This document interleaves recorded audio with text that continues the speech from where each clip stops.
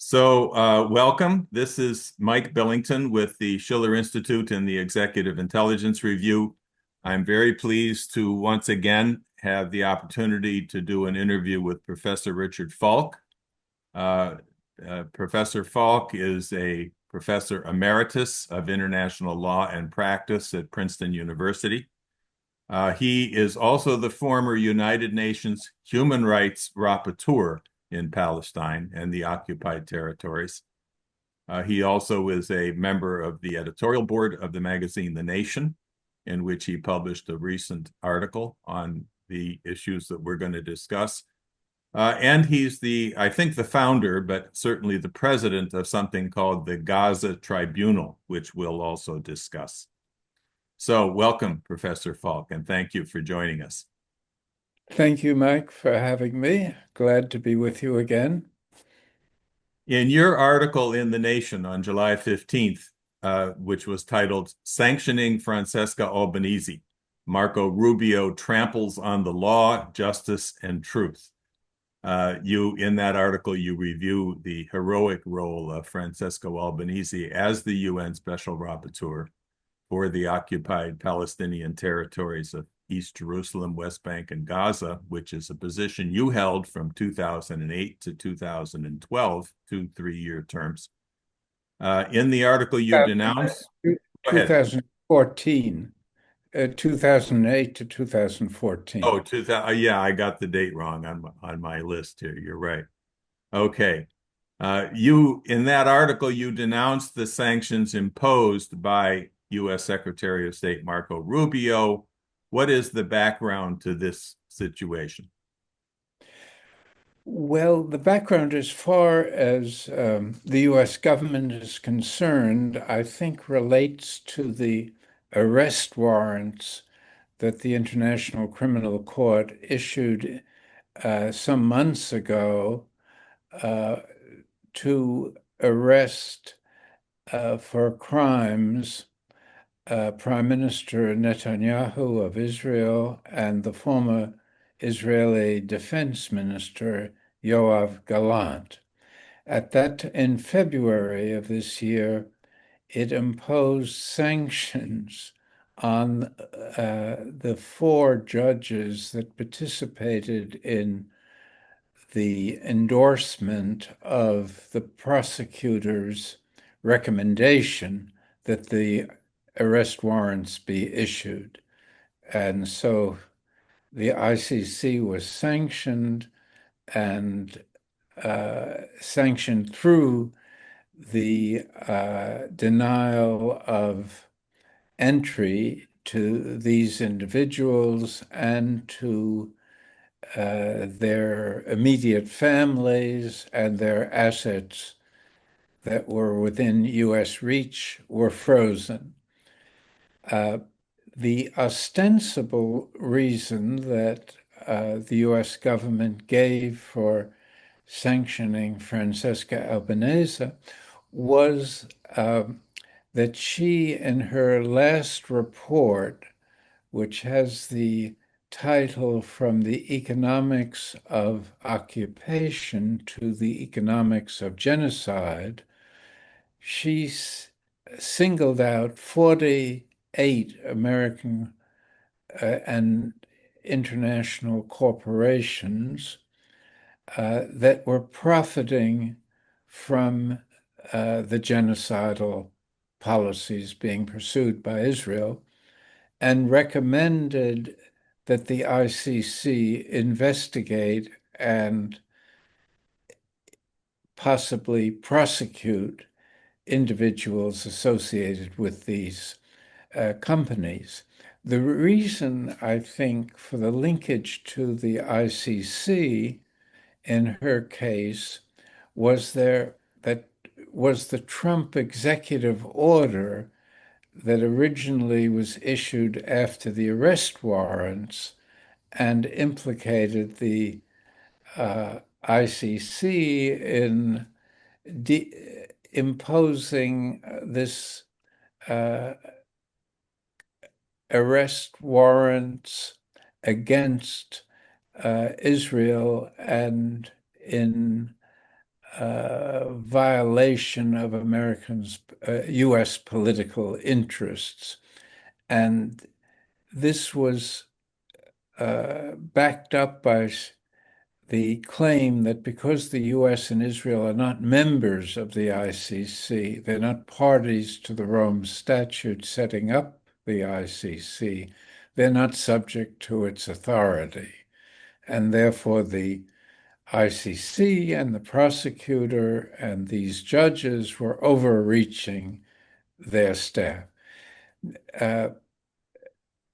Francesca's recent report really didn't have very much to do with the ICC except for that recommendation at the end, but it was a kind of link to the executive order that gave at least the appearance of being a legal foundation for sanctioning her.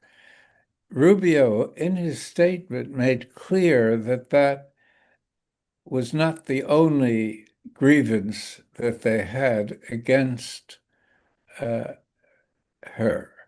He made a statement that she was maliciously associated with anti-Semitism and did harm to U.S. and Israeli economic and political interests. In fact, accused her of engaging in economic warfare. It was a quite intemperate statement for a prominent U.S. official to make. And it represented, I think, a long-term campaign by Zionist NGOs and by Israel to get rid of her, or at least to discredit her in a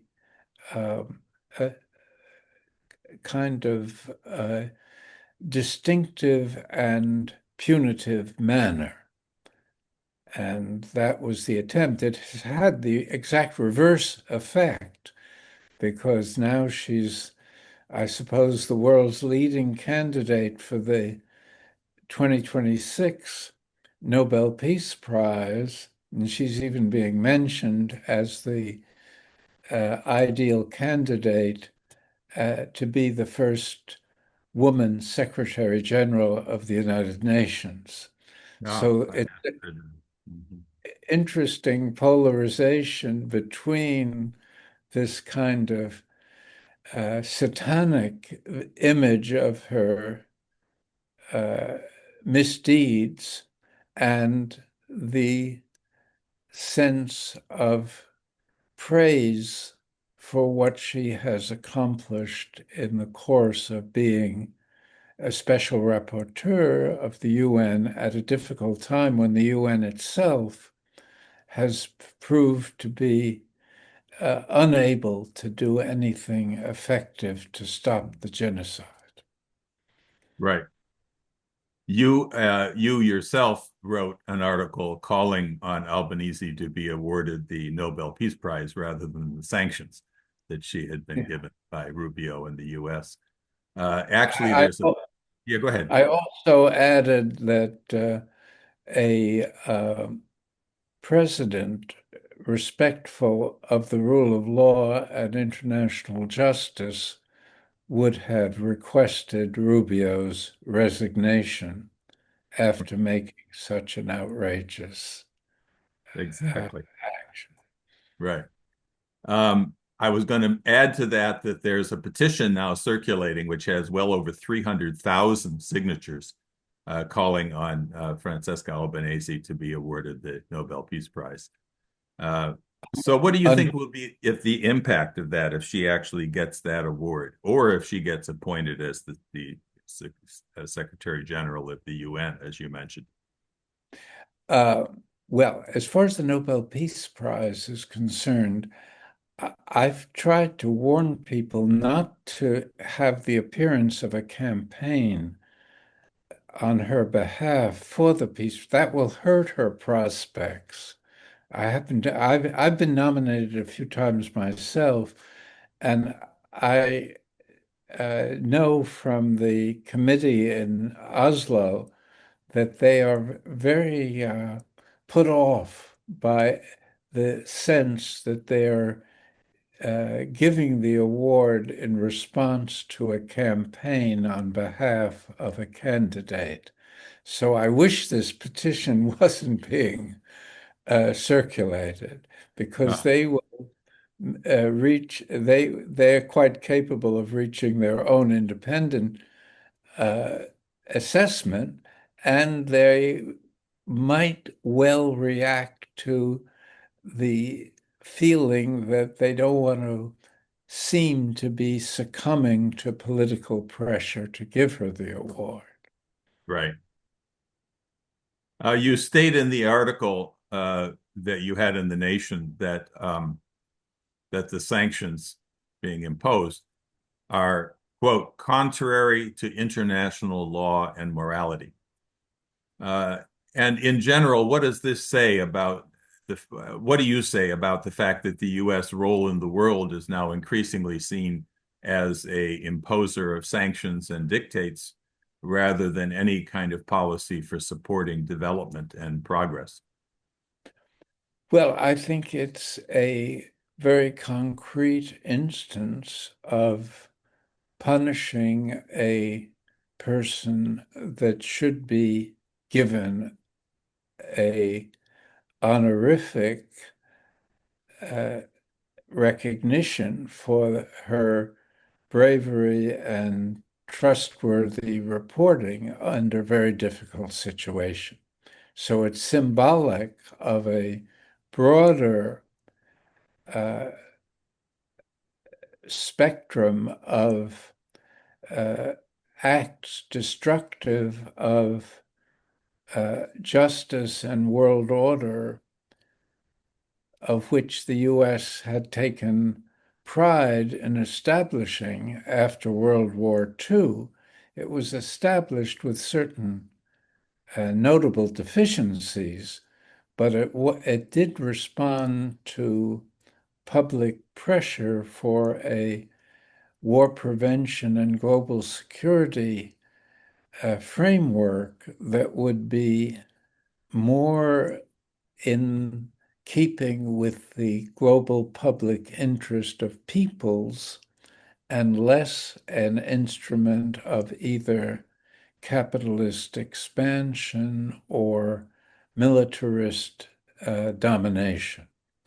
And unfortunately, after the Cold War, the US chose this path of promoting its national economic and geopolitical interests at the expense of the public good.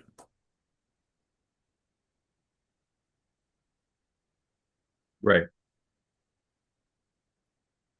Um,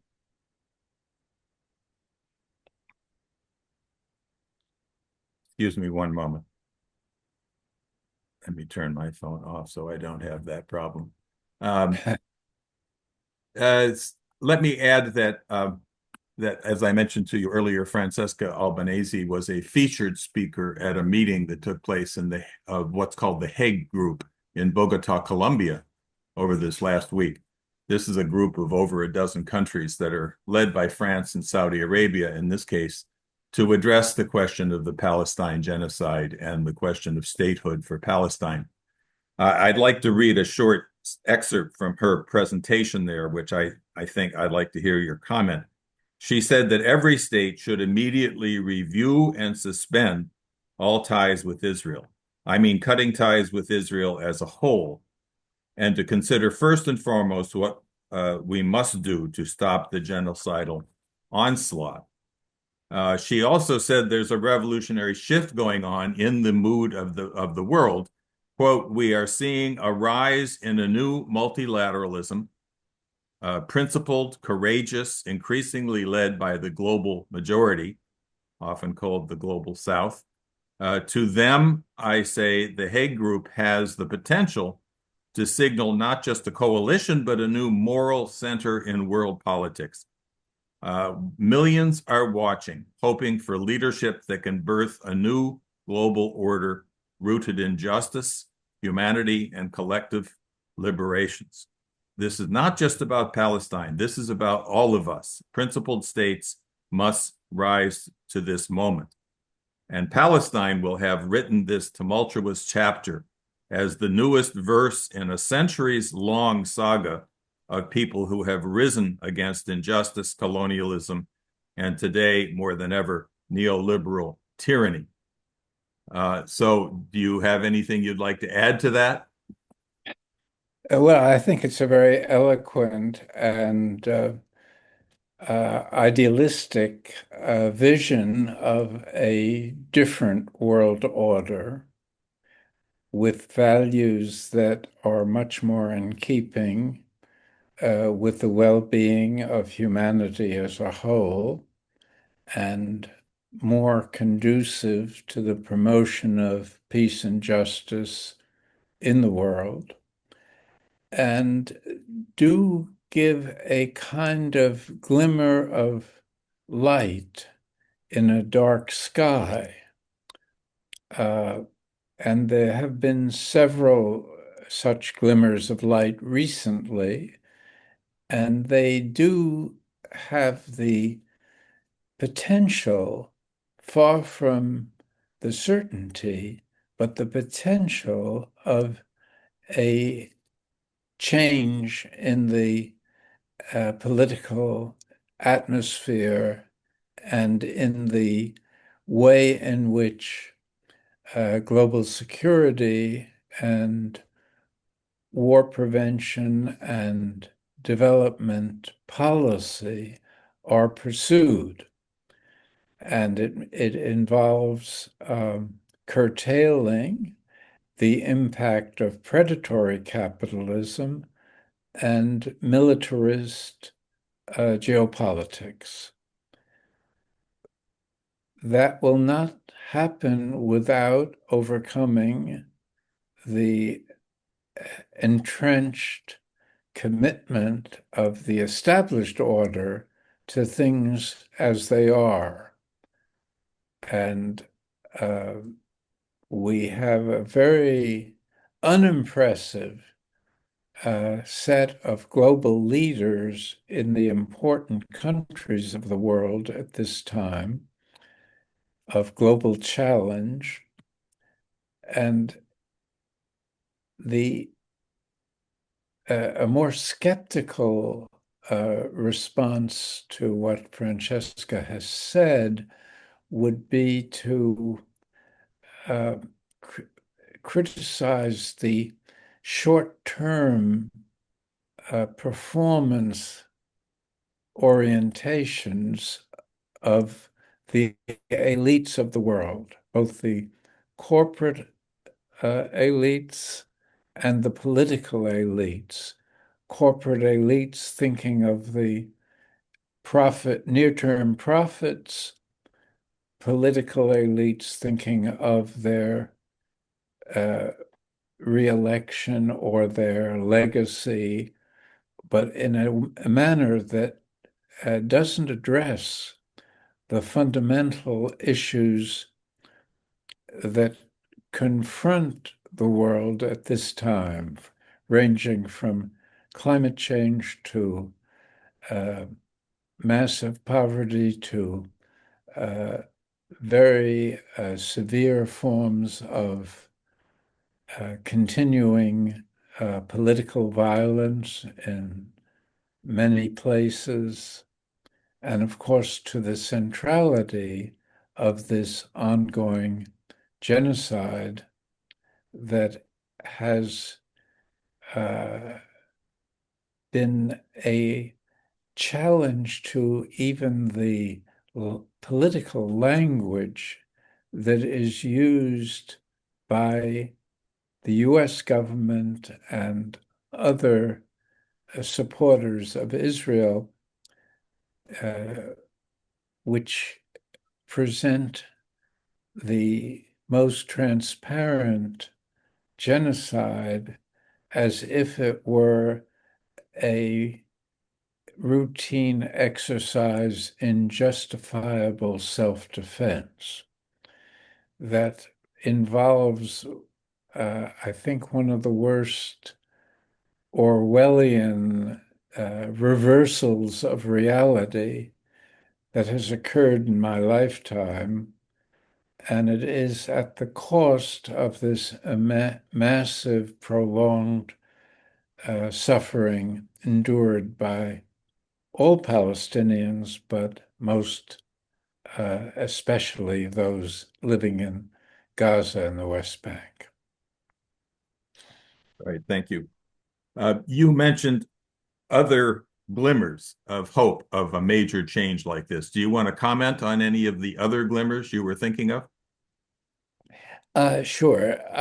One of the other glimmers is the victory of Zoran Mamdani in the New York mayoralty primary, which defied pollsters and sort of political conventional wisdom that a Muslim progressive had no chance politically to prevail, and he was outspent 10 to 1.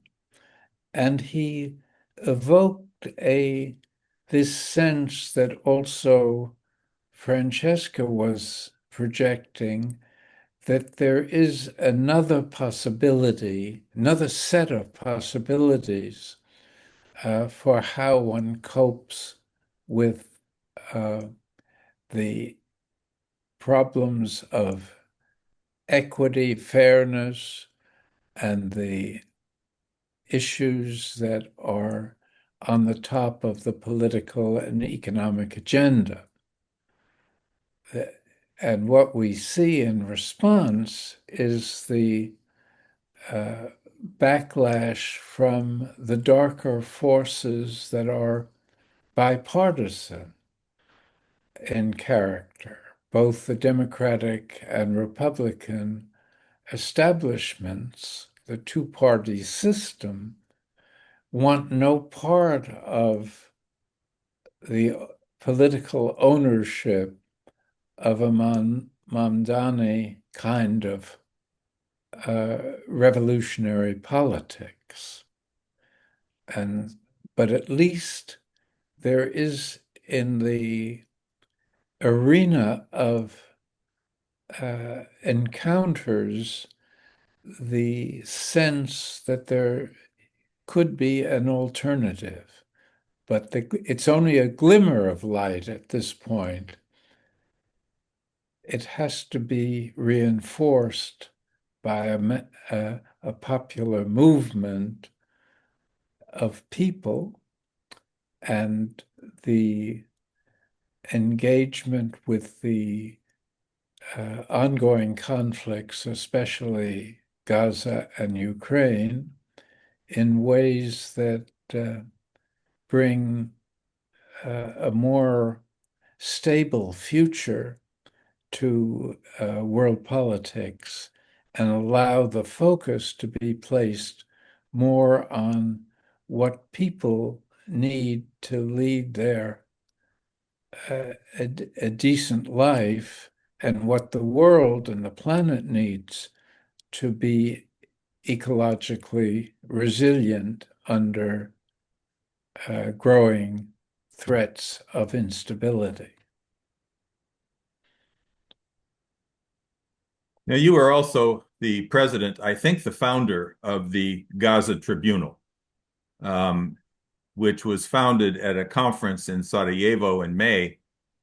The resolution, which was signed there by the founders, including yourself, condemned, quote, the failure of the UN, the growing public protests, and leading governments, end quote, whose actions have thus far not stopped the ongoing genocide by war and starvation of the Palestinian people. What is the purpose of this tribunal, and what do you think has been the impact in its founding? Let me just clarify a couple of things. I'm not the founder, but I was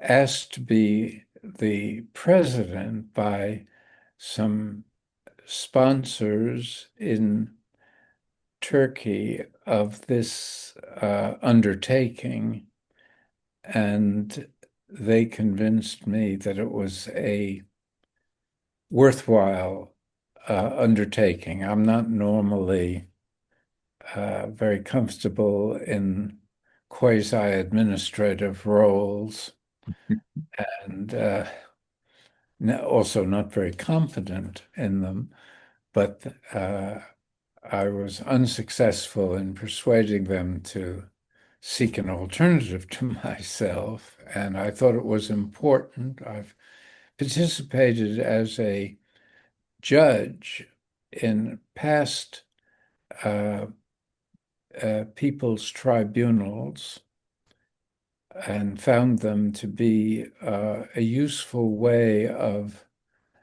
narrating a conflict in a manner that is progressive and free from media manipulations and government control and self-censorship and so on. And in the context of the Gaza situation, the formation of such a tribunal takes place after the formal system exhibited an inability to enforce international law. It did some positive things, such as the International Court of Justice's response to the South African submission that Israel was in carrying out its policies in Gaza was violating the International Convention on Genocide. It was very professional and juridically impressive in responding to that submission by issuing some interim orders that acknowledged the plausibility of alleging genocide and condemned Israel's disruption of international delivery of humanitarian assistance. These interim rulings were directed to Israel, but were defied as expected. And so an enforcement gap was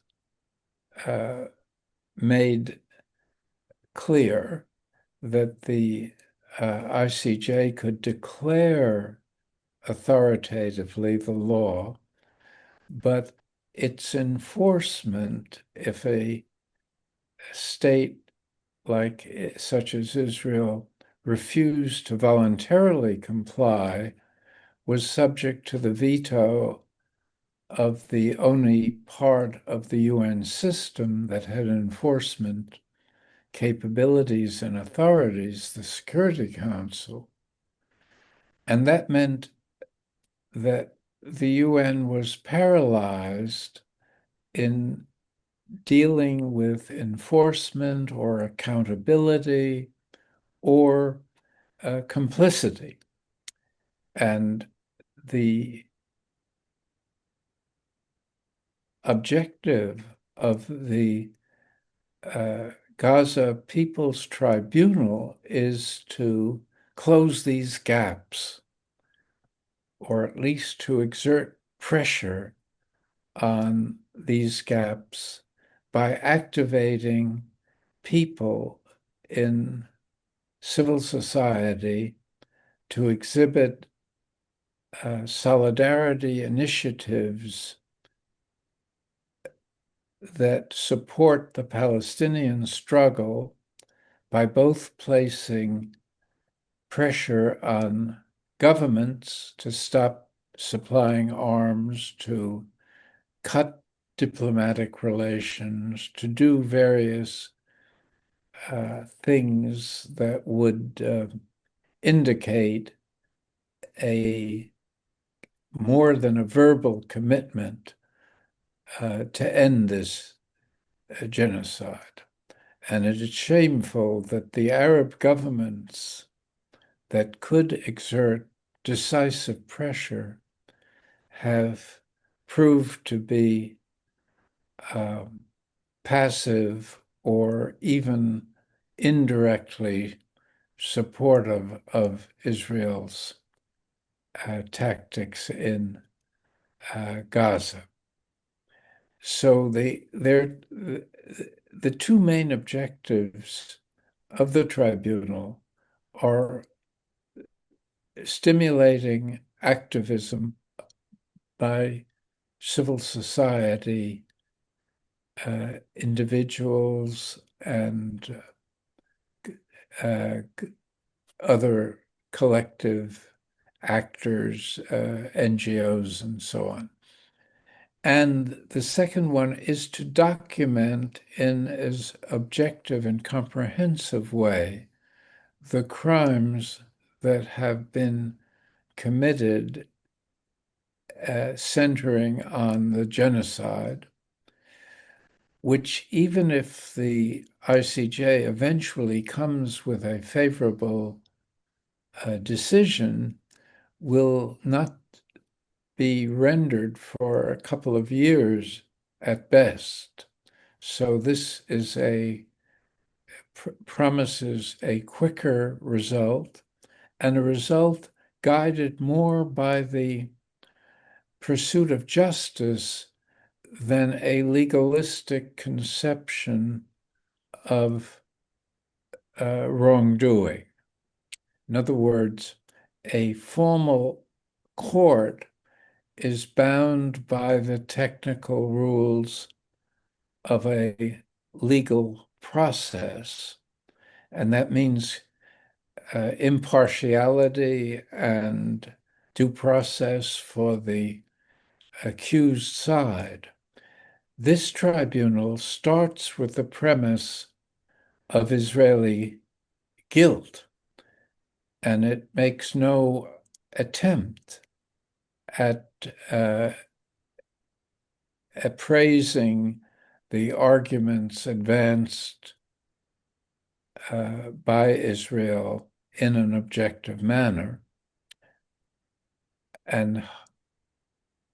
But it does try to treat the evidence available to it in as objectively as possible, and to proceed along lines somewhat similar to what the special rapporteur, Francesca Albanese, has done in her 3 genocide reports, create an archive that is authoritative as to the criminality of the Israeli policies.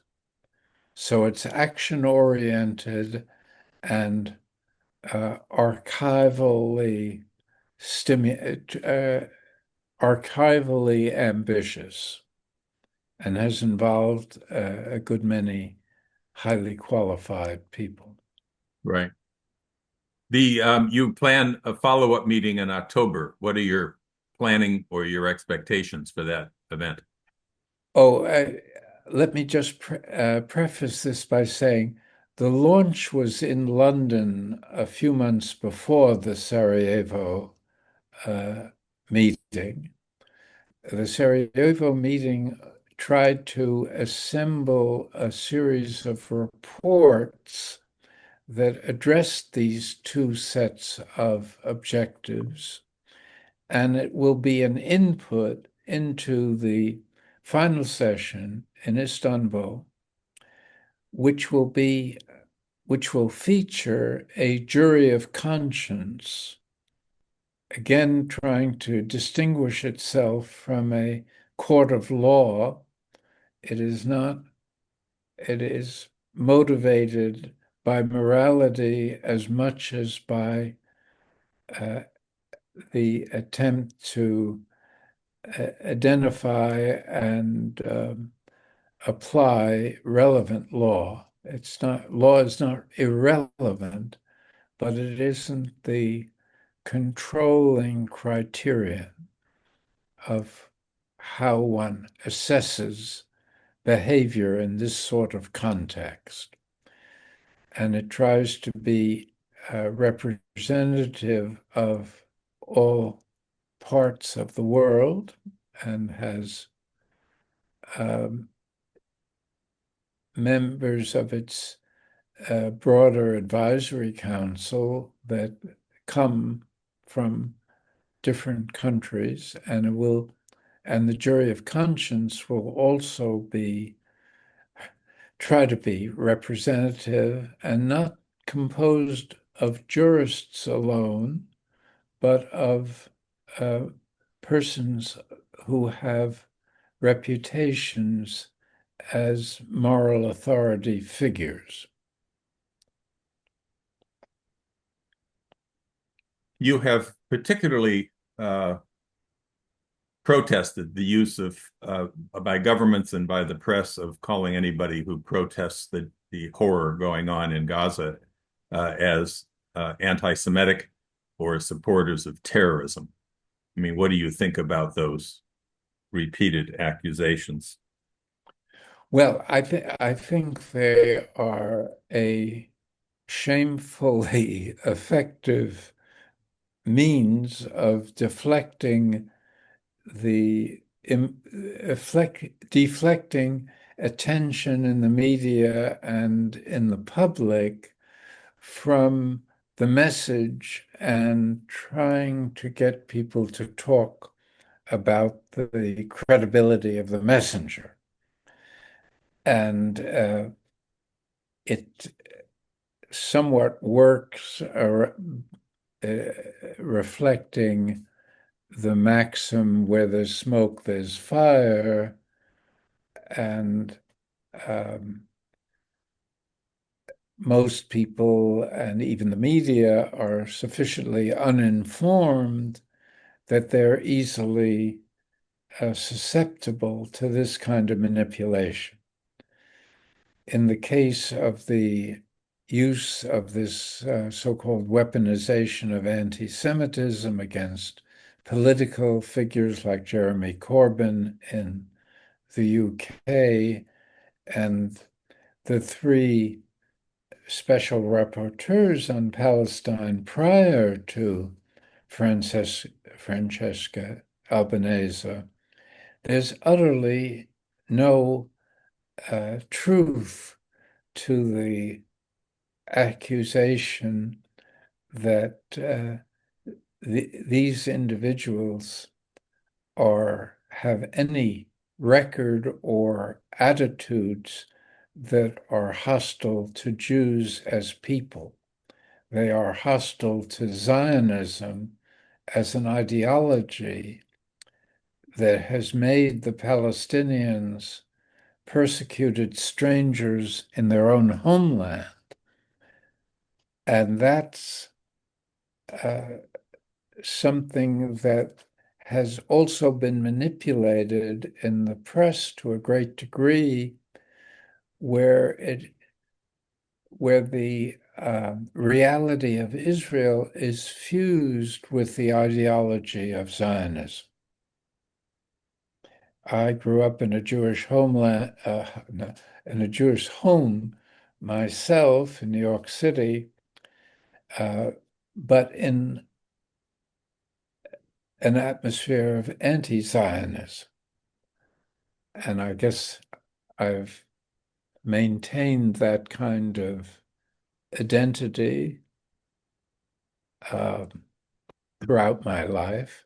I was a close friend of Edward Said, who was one of the principal Palestinian advocates of a just peace and an outcome that recognized the Palestinian rights, but also didn't favor the forced displacement of Jews that were already in Israel. It did presuppose the dismantling of a Zionist set of rationales for the way in which Israel was governed, which involved, prior to the genocide, a clear commitment to an apartheid structure, which is also a serious international crime and was validated by such human rights NGOs as Human Rights Watch and Amnesty International. And I collaborated with Virginia Tilley in a study sponsored by the regional UN Commission for the Middle East on how to interpret the allegations of apartheid in terms of Israel's policies and practices. And that's all part of the pre-October 7th reality that was effectively erased after the Hamas attack in such a way as to validate this reaction as if it came in a political vacuum, as the UN Secretary General pointed out, and paid the price of being persona non grata in Israel, even though he's refrained, as have many high officials in Europe and the UN, from using the G word. Who is this that you mentioned? Antonio Guterres, Gutierrez. Mhm. the UN Secretary General. Yeah, right. Speaking of growing the Jewish resistance to this Zionist genocidal policy, I'll mention that you probably saw this article by Dr. Onar Bartov, the professor at Brown University, which was published in the New York Times, which we were all quite surprised that the New York Times allowed such a thing to squeak through their strict restraint on any truth. But anyway, they did run this article, and he pointed out that the Israeli policy is clearly genocide. And he said not only is he Jewish, but he grew up in a Zionist family, that he lived in Israel for a long time. He served in the IDF, but that he also has spent his life teaching and researching war crimes and the Holocaust. And he recognizes it when he sees it. And this is it. So, I mean, if you consider that, and you probably know also that even the former Prime Minister, Ehud Olmert, has declared that the building of a so-called humanitarian city is nothing but an excuse for building a concentration camp, which, of course, in Israel brings up, very powerful images for people who lost many of their family in the Nazi concentration camps. So you think there's a shift going on in getting the truth out, getting this narrative out? Yes, I think there is a normalization of language, which includes even the New York Times being somewhat receptive to using illuminating terminology rather than obfuscating terminology, which they had been using, describing this as a war or as a justifiable defensive response to the isolated attack on October 7th. But you should take note of the fact that today the lead editorial in the New York Times by Bret Stephens, a militant art ultra-Zionist has the descriptive headline, "No, Israel is not committing genocide." And it is an intelligent but highly selective way of saying that Israel is engaged in a traditional war scenario, that it's bad things happen in wars, but this is nothing to do with trying to kill Palestinians because they're Palestinians. The casualty totals would be much higher if that was the Israeli objective. They could kill many more people with the technology that they have, and the absence of any meaningful capability to resist, which very seldom is taken note of in the West.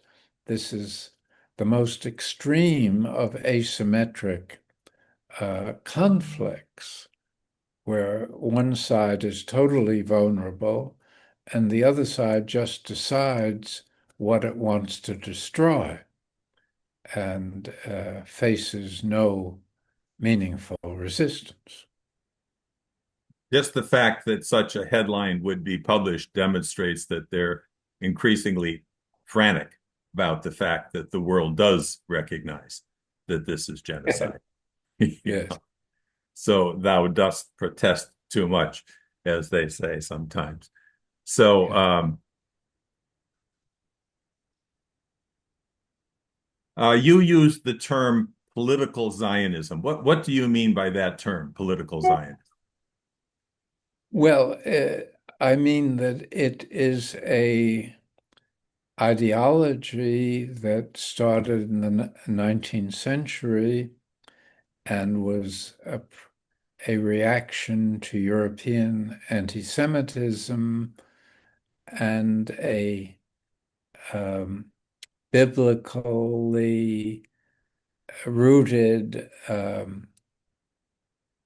idea that Jews would flourish again if they could recover Palestine and make it into a Jewish promised land. And they proceeded in their early stages, under secular leadership, very antagonistic, actually, to diaspora Jews, quite pragmatic in their dealing with the Nazi leadership in the early years, because they shared, before the final solution was adopted by the Nazis, there was a shared objective of removing Jews. Zionists wanted to coerce immigration to what was then Palestine, and the early Nazis wanted to exclude as many Jews as possible, a kind of ethnic cleansing, and even made favorable economic arrangements with Zionists to allow those who agreed to emigrate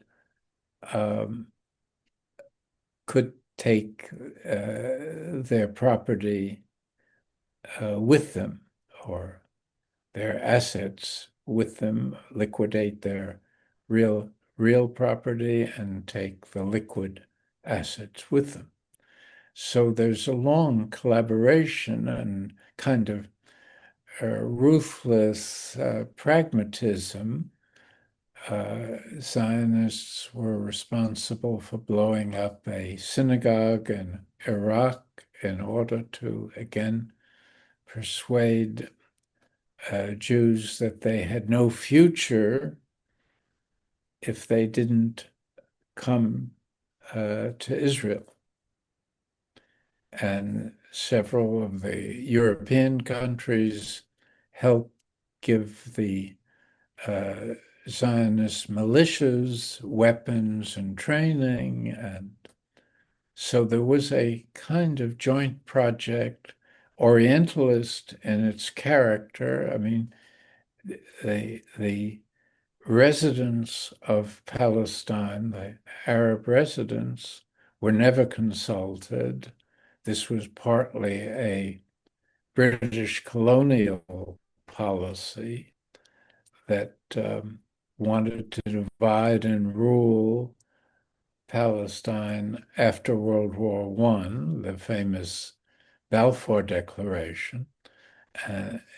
And Balfour himself, who was Foreign Secretary of the UK, was known to be an anti-Semite and welcomed the idea of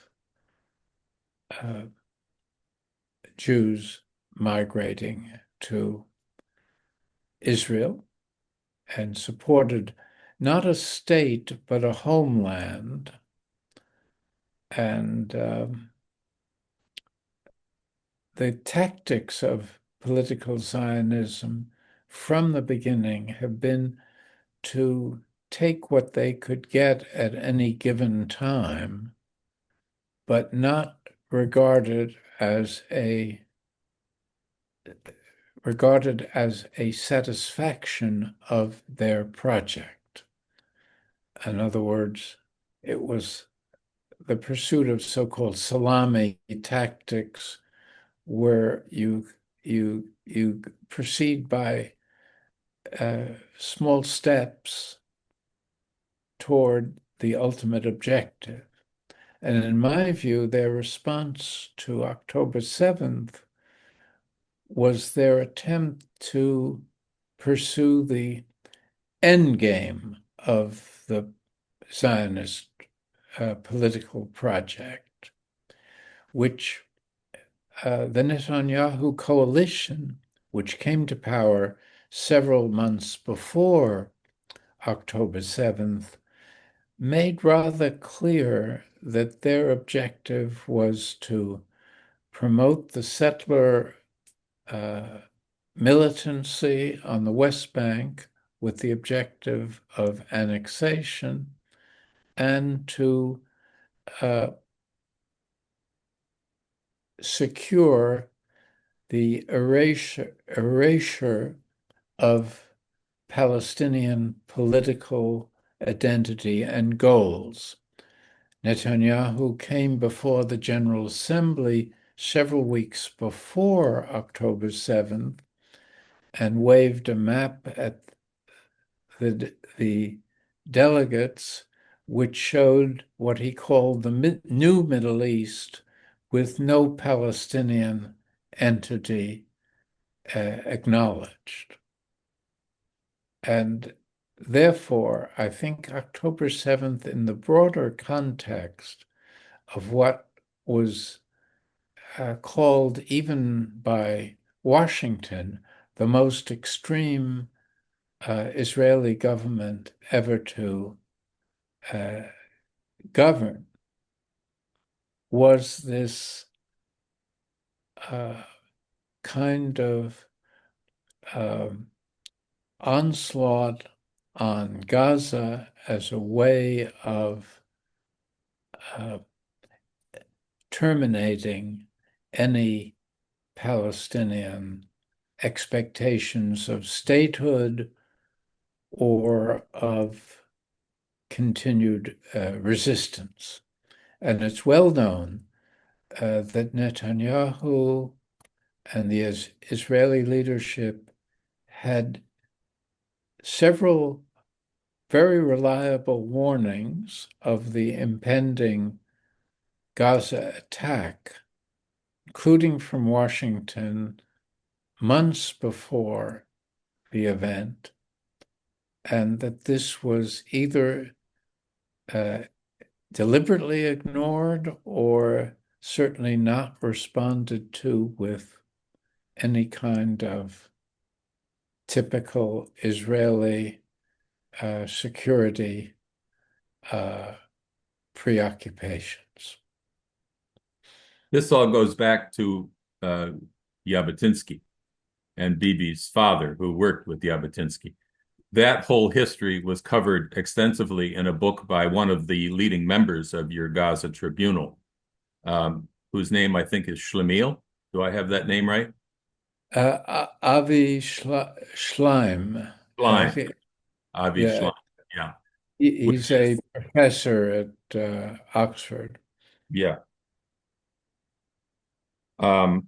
My associate, um, Harley Schlanger, has written an extensive report on the book by Avi Schleim, which we published in the Executive Intelligence Review, which goes into that whole history and touches on the role of Bibi Netanyahu's father and Jabotinsky and others in doing Yeah. what you described. Yeah.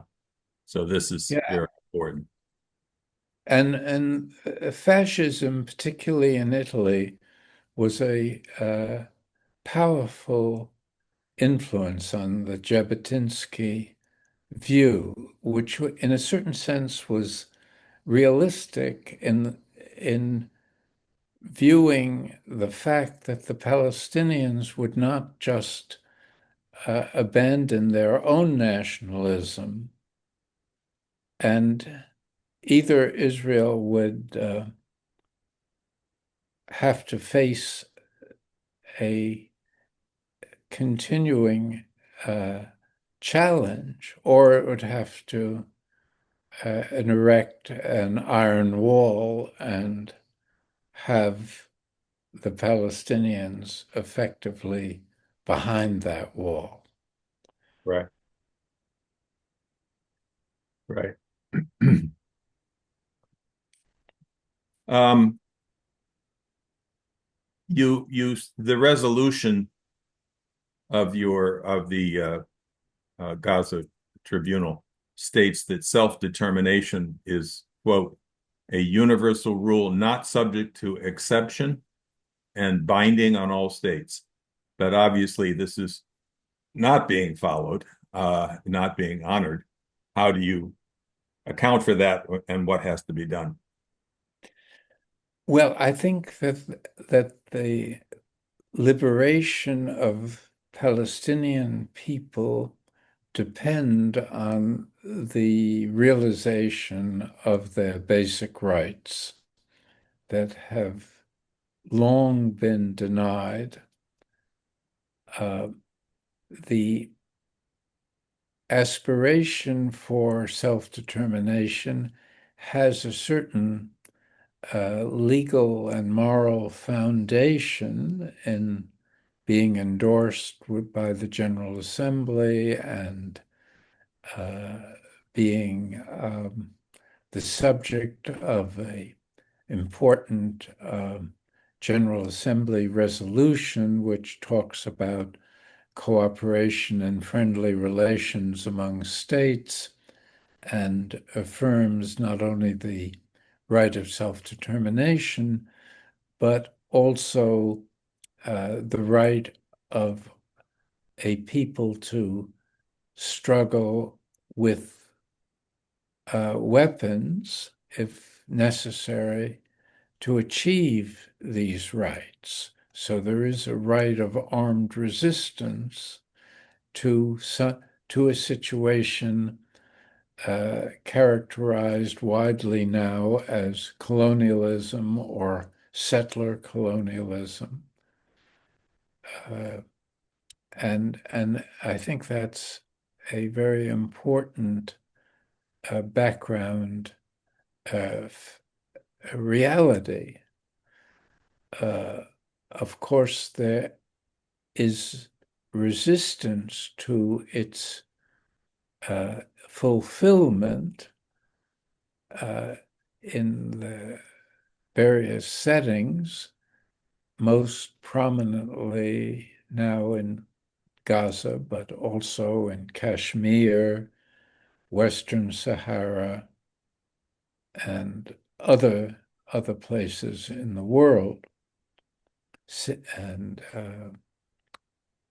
there's been a lot of discussion of the rights of the people in Chechnya, in Russia, and in Xinjiang province in China, Puerto Rico, and Hawaii in the US context. So there are many unresolved issues of self-determination. And it's also somewhat confused by a second principle in international law, which is that the rights of self-determination cannot be achieved by the coercive fracturing of existing states. So that really confuses the issue. The last thing I would mention or call attention to is that both of the covenants of human rights, which are the basic instruments for the protection and articulation of human rights, have as their common Article 1 the inalienable right of self-determination of a people. So it has a real rootedness in the evolution of international law post-1945. Right. On another subject, you have worked with our mutual friend, Chandra Muzaffar, who's the founder of the Just International, which is based in Malaysia. And recently, the former Prime Minister of Malaysia, Dr. Mahathir Mohamad, who just turned 100, by the way, a week or so ago, issued a very powerful statement which goes after the question of not just, it's based a lot on Palestine, but it's basically going after the collapse of civilization that we're living through. And again, let me read a short section from this and get your response. He starts by saying, for centuries, we have been ridding ourselves of barbarism in human society, of injustices, of the oppression of man by man. And he goes on about that, but then he says, but can we say we are still civilized now? Over the last 3 decades, especially, we have destroyed most of the ethical values that we had built up. Now we're seeing an orgy of killing. We're seeing genocide being perpetrated before our own eyes. Worse still, the genocide is actually being promoted and defended, perpetuated by the so-called great leaders of our civilization, by a great nation, the United States of America. I feel ashamed. We should feel ashamed in the eyes of the animals we consider to be wild. We are worse than them. I hide my face. I am ashamed. Civilization is no more the norm. Your thoughts on that?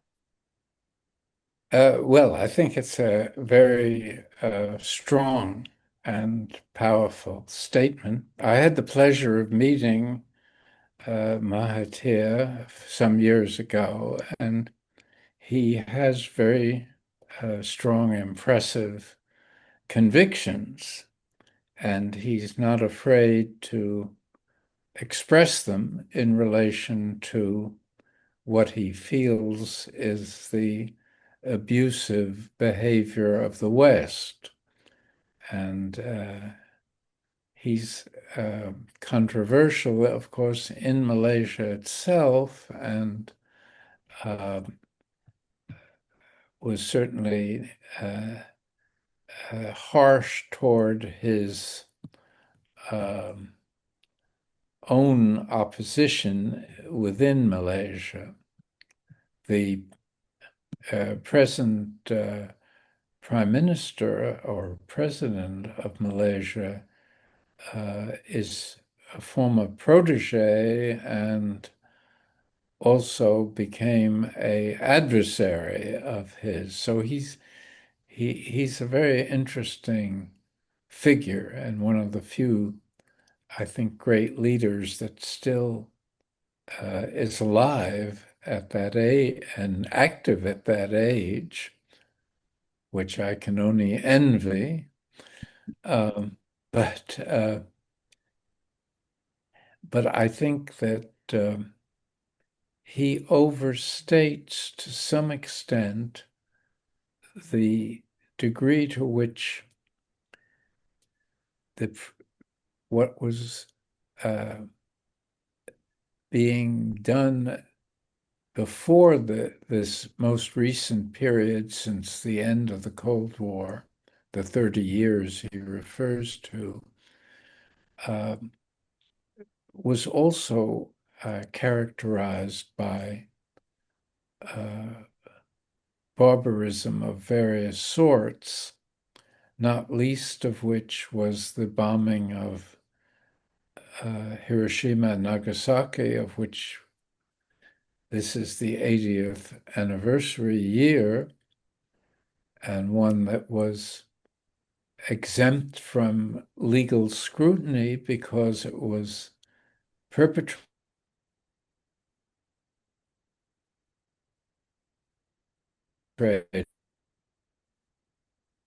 and used it against, say, European cities. There's no doubt that they would have been punished as war criminals, the surviving leaders, and the nuclear weapons might well have been prohibited as permissible weaponry that is now in the possession of at least 9 sovereign states that are very reluctant to give up that weaponry, because it gives them a hegemonic relationship to the non-nuclear countries. And Iran has just recently paid the price of not having nuclear weapons. And it has created, and that Iran war, which a 12-day war that supposedly was trying to destroy the enrichment facilities of Iran, was a clear case of aggression under UN Charter and disgraceful double standards. Israel is a country that acquired nuclear weapons covertly with the help of the liberal democracies of the West that champion the Non-Proliferation Treaty when it comes to Iran, but ignore the much worse behavior on the part of Israel. And this long proceeded, this was an issue in the Kennedy presidency in the early 1960s. So the idea that the West was somehow not responsible for very destructive and unjust policies during the Cold War era is, I think, somewhat misleading in the degree to which the Vietnam War was fought in a way that has certain resemblances to what's happening in Gaza, high technology capabilities being used against a low technology society with no adequate means of defending itself or retaliating. The apartheid system in South Africa, the vestiges of colonialism, there were many things in the post-1945 period that ended with the fall of the Berlin Wall that were quite reprehensible from the perspective of law, morality, and justice. So I welcome Mahathir's statement because of its general sentiments, but I think it overstates the situation that has emerged in the last period. Right. So, as I'm sure you know, on July 28th and 29th, the UN General Assembly will be holding a session delayed from an earlier planned meeting in June, which was disrupted by that Iran war. But they will hold a session to address the call for a two-state solution for the Middle East. This was the meeting was called by France and Saudi Arabia. We issued a statement by the Schiller Institute and the Executive Intelligence Review called a two-state solution, not a final solution.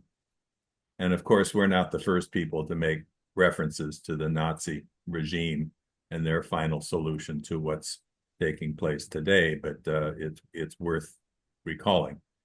So in our proposal, we are calling for what's called the Oasis Plan. This is a proposal first issued by Lyndon LaRouche in the 1970s. So he's been looking at this throughout his life to create a massive water and power development plan in the region centered on Gaza, but extending throughout the broader region as the only basis for creating a situation which will actually address the needs of both the Palestinians and the Israelis, based on the concept that only addressing the lack of water and creating an abundance of water and energy can create the equality needed for a Palestinian state and the Israeli state to coexist. Your thoughts on that? Well, I think it made more sense in the 1970s than it does today, in my judgment, because I don't see either side. The one thing the two sides, Israelis and Palestinians, seem to agree about is the non-viability of a two-state solution. The Israelis don't want Palestinian statehood of any kind, and the Palestinians don't want to have a Bantustan emerge out of a supposed solution that is drafted without their consent and participation, which has been their lot from the beginning, where every step, including the Balfour Declaration, the UN Partition Plan, the various negotiations, have all been carried out without meaningful Palestinian participation. And to expect the Palestinians to accept a demilitarized state for themselves in collaboration with Israel remaining a regional superpower is, again, I think, quite unrealistic. Israel is certainly, unless it sheds its Zionist mantle, is certainly unwilling to demilitarize, and it's unwilling to have any Palestinian entity legitimately militarized. So I'm much more uh, sympathetic with an equally difficult uh, uh, resolution to put into practice with the Edward Said vision of a single secular state based on human equality and premised on a thorough commission of reconciliation, which addresses the history of grievances of the Palestinian people. I feel that has at least a glimmer of a chance of making the transition from this horrifying spectacle of one-sided genocide to a sustainable, durable peace. The idea of the Oasis plan is, I mean, it's pretty clear what you just said is true, that as long as you have this genocidal policy being dominant in Israel, nothing's going to happen of use. But the idea is to put on the table, especially for this conference coming up at the UN, to put on the table the fact that there is a solution, that if both sides work together on an actual development policy, what the Pope once called the new name for peace is development, that if you have a joint plan that addresses the actual needs of transforming the region with even a broader, I mean, obviously China knows they could get involved with their Belt and Road process in doing the kind of thing they've done to transform their deserts into, blossoming agricultural regions. They could be part of this. The Belt and Road could be part. And the idea is to put on the table, especially for this conference, a discussion about the only real solution that exists. Although, let me add that you brought up the question of reconciliation. I'm sure you know Dr. Naledi Pandor, the former foreign minister, or I guess the Minister of International Relations, they were called, in South Africa, who took Israel to the IPC over the genocide.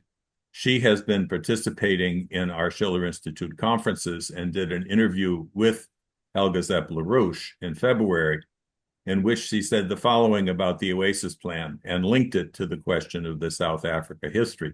She said, quote, "I think the Oasis plan presents a set of very useful proposals that could be looked at by groupings that are in contention as the basis for further discussion. From our own experience as South Africa, having agreed 30 years ago that we would enter into negotiations with those who had oppressed us for many, many decades, we know that once you get around the table, it is the former oppressed who must determine what future they would like to see."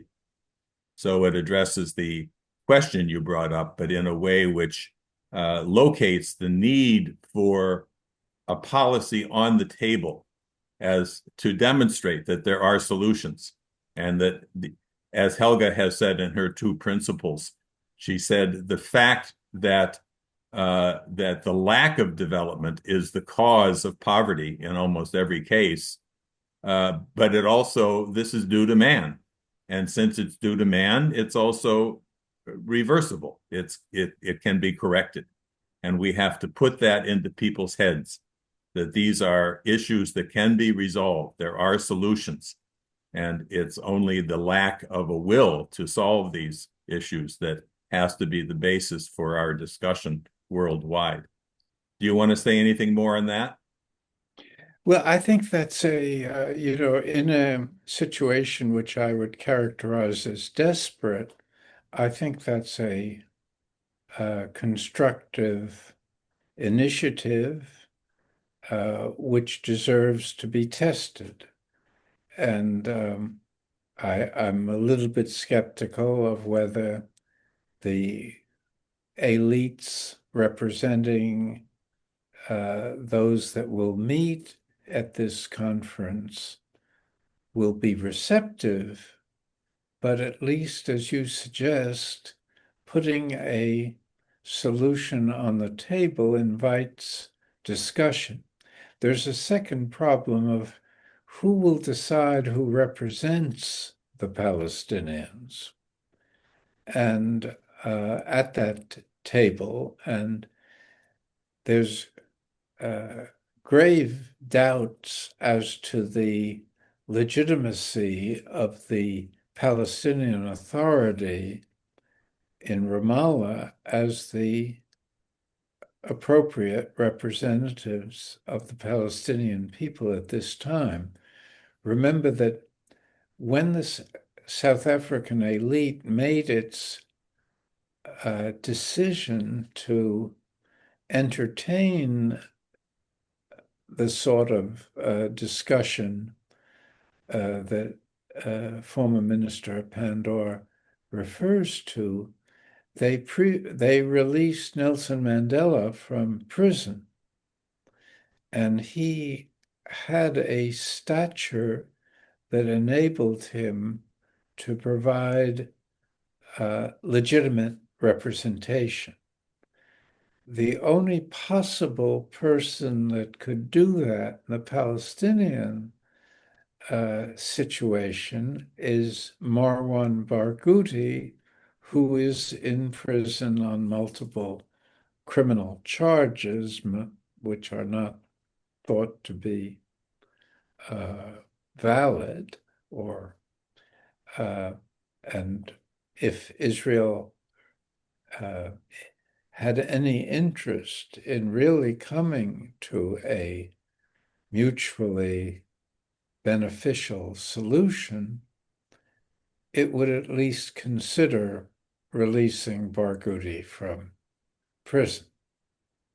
And that not only because seems to be the only person capable of unifying Palestinian representation. Do you see any glimmer of hope, as the term you used, that in fact he will be released as one of these prisoner exchanges? I doubt it, and I think the South African precedent was coupled with a political affirmation that he was released in a context which looked forward to a transformation of the South African governing structure. And I think just releasing him in a prisoner exchange without endowing him with a show of Israeli confidence that they are prepared to negotiate with him and to respect him will not be very fruitful. There's another Barghouti, I think not related. It's a big family in Palestine. Right. Mustafa Barghouti, who's a opposition figure living in Palestine, living in the West Bank. But I don't think he has the same charismatic potential that Marwan Barghouti has. He's very respected. He has somewhat similar background, actually, to Mahathir. They were both doctors, medical doctors originally, and went into politics. And he's involved with our Gaza Tribunal. And we've tried to involve Palestinians who seem to be more representative of their real aspirations than the Ramallah group under Mahmoud Abbas, which was a sort of creature of the Oslo diplomacy and given legitimacy by the West, but never by the Palestinians. And they've collaborated, the Palestinian Authority, so-called, has collaborated with Israel and the US in security arrangements on the West Bank. So they're viewed with considerable suspicion. They're also extremely anti-Hamas.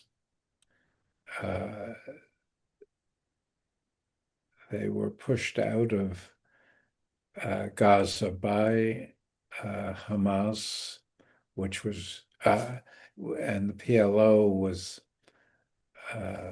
quite corrupt there. And I don't know the full merits of the conflict, but it's quite complicated. Right. Well, look, I appreciate this very much. We will definitely get this discussion widely circulated, especially going into this meeting at the UN on the 29th, 28th and 29th, which we're committed to making a turning point, using the Hague grouped work in Colombia and the work you're doing with the tribunal and other developments that are taking place. But anyway, thank you very much. Do you have any sort of final thoughts you'd like to convey to our audience? Well, I forgot to make one correction to what you said. I think it was probably a slip, unintended slip, but you described the conveners of the Bogota Hague group as, I think, France and Saudi Arabia. Maybe you confused it with the Oasis UN, initiative. that's the UN. Yeah, I'm sorry. You're right. I did confuse them. But yeah, the UN meeting is convened by France and Saudi Yeah, Arabia, not the Hague yeah. group. The Yeah, Hague group was convened by South Africa and Colombia. yeah, yeah. I was misspeaking there.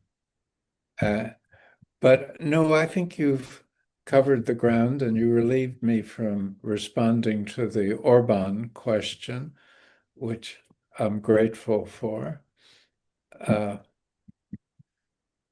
And we didn't say much about Ukraine, but I think I found it a fruitful exchange of Well, views. we can do another discussion if you'd like to touch on the obviously still very sensitive and very dangerous situation around Ukraine and the question of whether there will actually be a reconciliation between the U.S. and Russia or not. It's certainly not clear that there will be, given the rather volatile attitude coming from the U.S. presidency at this point, which seems to change every 5 minutes. But Yes. perhaps we can have another discussion if you'd like to go into the broader issues. Yes. Well, let's wait a couple of weeks and see how things work out. Obviously, your surgery went well. No, Glad. that's Friday this week. Oh, I thought it was I last haven't week. I haven't done it yet. I'm not sure Oh, I could be sitting here this comfortably if I just had my back. yes, I was very impressed by what I thought of your quick recovery. Yeah, Uh, yeah. no, but it's possible that the Oasis plan would have more traction at this point with Ukraine and Russia, or trilateral, or some sort of trilateral adaptation. Well, we Because certainly think that the Russia-China cooperation and how that led into the BRICS and the process which the BRICS represents as an alternative to the horror that's being implemented by almost the entire Western leadership at this point is extremely important. We don't want to see this break down into two blocks. We have to figure out a way of getting the Western leaders to recognize their own fate as dependent upon their collaboration with China, especially, and with Russia, yes, strategically as well as economically. And if they do recognize that before the whole Western financial system collapses, as it's heading for right now, then we have a chance of a new global architecture which recognizes both the security and the development of every single country, which is, obviously what you and what Francesca Albanese and others are making the point, is that we have to change the direction of civilization as a whole if we're going to get out of this unfortunate rapid descent into the threat of global war and even a nuclear war. So, yes, I completely share that view, of course. So yeah, let's consider the second discussion, which Good, looks at a good. broader issue. And thank you very much for this.